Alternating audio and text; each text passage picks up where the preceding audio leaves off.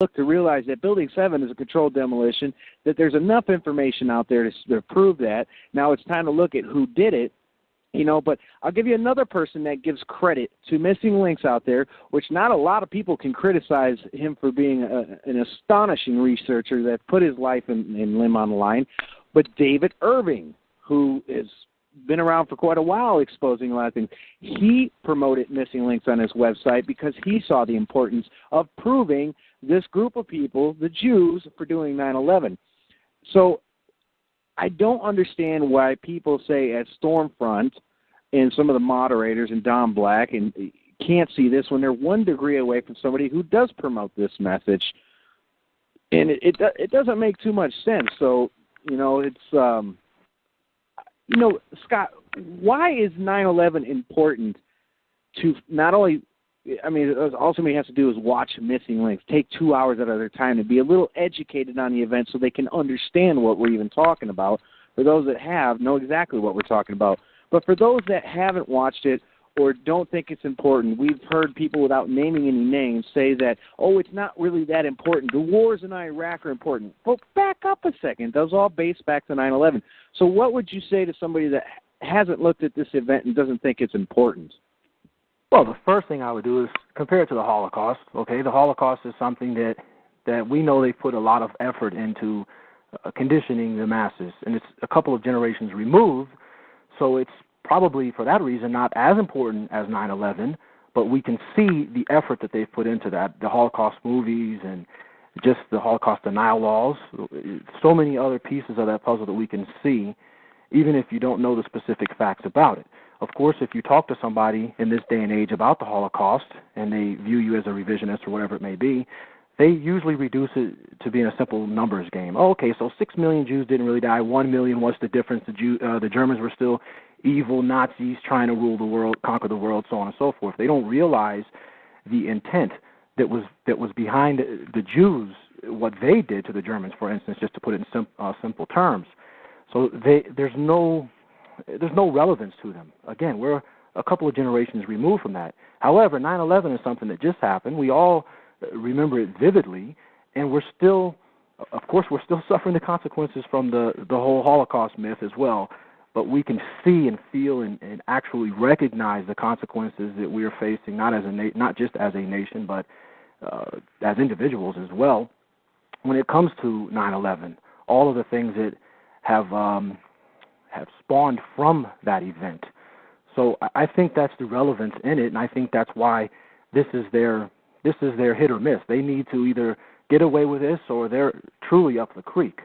They cannot allow the truth to get out behind this, because if you see that they committed this act, and just the mainstream media cover-up as well, I always try to draw that connection to anything that Jews do. You have to realize that this isn't just the Jews who are behind 9/11. This isn't just the Jews that are the bankers, or I'll call them banker Jews, or the politician Jews. The media Jews are covering up for them. This is a conspiracy. It's a conspiracy fact. It's not a conspiracy theory. There's nothing small about calling someone a conspiracy theorist. Of course, they try to make it that way, but at the same time, when you hear the so-called experts, and of course you'll look on the History Channel, and they will present these experts who are for the official version of 9/11 as being experts. I mean, these are just people. They call them experts. Oh, the experts take.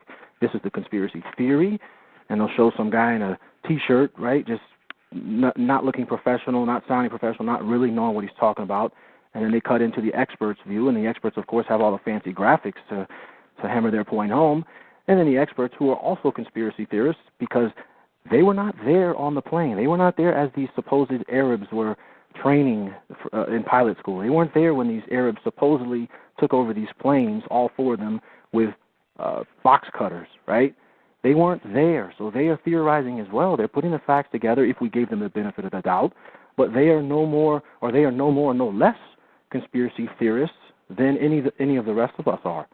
So I'm going off on a tangent here. There's so many different directions I can go in, but the simple fact of the matter is this is important to people. This is important to them, more to the point, to conceal this, because people will have more of an emotional and direct attachment to it. It's not something they can just say, yeah, well, you know what, this was 6-7 decades ago, and the numbers really don't matter, and it doesn't affect my life.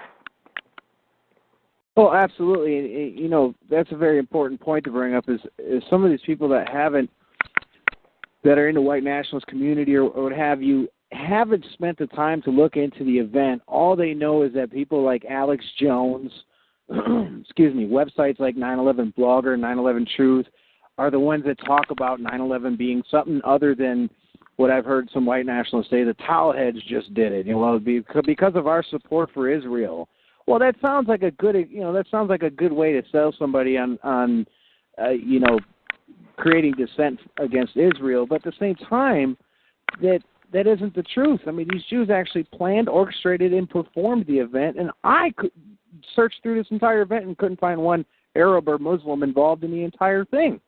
Well, there's many layers of controlled dissent. So there's a certain percentage of the population that's not even going to question it. But then there's another percentage that's going to go to the Alex Jones, and they'll just settle for that. And, of course, they're there at every single step of the way, making sure to steer us away from the inevitable conclusion that Jews were not only behind 9/11, but they are behind more things than even you or I know. I learn something new every single day. I'm not shocked by anything because I'm already well beyond the point of realizing their truly sinister nature, but it just goes very deep, and they will want to cut people off at any step of the way. If we found out the real truth, that'd be the end of them. They know that. Absolutely. It's and again, to stress the point about 9/11, everything that's going on right now, whether it's Obama being in office, the Bush wars, the economy, the Patriot Act, you name it, everything, it's always because we live in a post-9/11 age.